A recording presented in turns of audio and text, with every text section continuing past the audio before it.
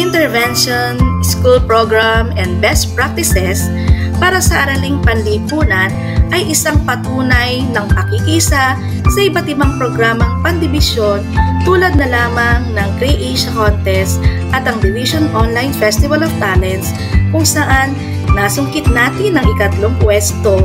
Sa kabila ng mahirap ituro ang asignaturang araling panlipunan, ay patuloy pa rin pinagbubuti ng mga guro ang kanilang pagtuturo upang patuloy na maitaas ang MPS nito na sa nakaraang taon ay may kabuuang 74.04%. Hindi naman ito mababa at hindi rin naman ito mataas.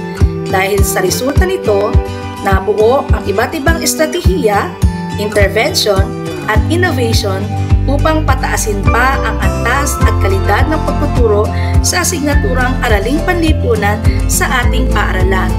Layunin nito na mahubog ang mga mag-aaral na may mataas na pagkilala sa kasaysayan ng bansa noon at ngayon. Isa sa mga best practices ay ang intensification of master-teacher monitoring, kung saan ito ay pagsasagawa ng pagbibigay ng teknikal na assistance sa mga guro na nahihirapan sa paggawa, paghahanap, pagtuturo at pag-aayos ng mga gawain sa araling panlipunan.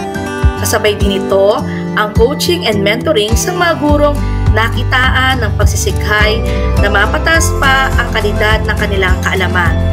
Isa rin sa best practices ng Team 80 ay ang formulation and application of teachers' self-monitoring tool.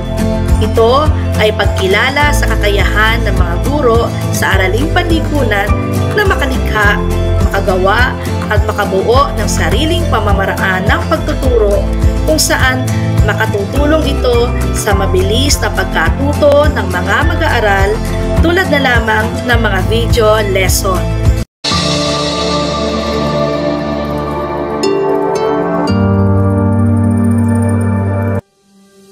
Magandang araw mga bata! Welcome sa ating pag-aaral ng kasaysayan sa araling panlipunan, ika-6 na baitang. Ngayong araw ay pag-aaralan natin ang layunin at resulta ng kilusang propaganda at katipunan sa paglinang ng nasyonalismong Pilipino. Ako, si Teacher Dang, ang magiging guro ninyo sa araw na ito. Kasama rin dito ang paggawa ng teacher-made activities sa iba't ibang level.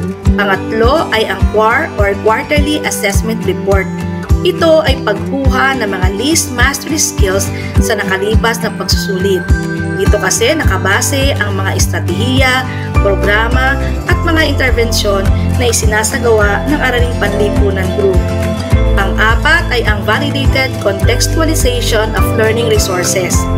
Ipinapakita nito ang proseso ng pag-uugnay sa kurikulum ng mga gawain ng mga guro sa araling panlipunan, lalo na sa paggawa ng DLL, Weekly Home Learning Plan na sumusunod sa Most Essential Learning Competency at sa Definite Budget of Work or DBAW upang makasiguro na validated ang pinagkukuhanan ng mga araling itinuturo sa mga mag-aaral. Gayon din ang mga worksheets at modules na mismong mga guro natin ang may akda ng ilan sa mga ito. Panglima ay ang integration ng LAC session, FGD, and online meeting.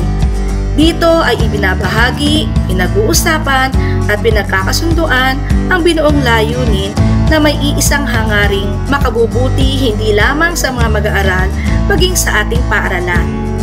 Sa nakalipas na panoraang 2020-2021, nabuo ang Intervention Project Video or Video Demo na matagumpay na naisagawa ang completion report na kinasihan naman ng ating punong guro at naipasa sa ating Division AP Supervisor.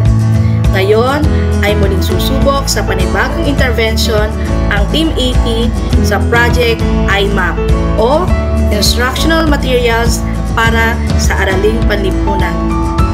Project IMAP aims to help and motivate learners in remembering material for a longer period, improve teachers' knowledge and skills in preparing IMs, provide instructional materials for the least mastered skills in every quarter, and prepare quality and validated teacher-made activities.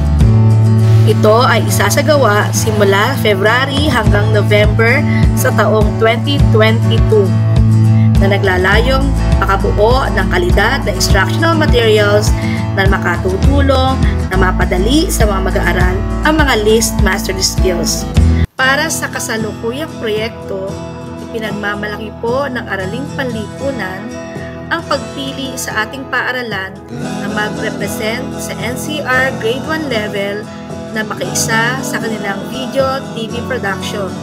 Ako at ang aking mga kasama ay sumabak sa iba't ibang seminar at meeting upang maisagawa ito ng maayos.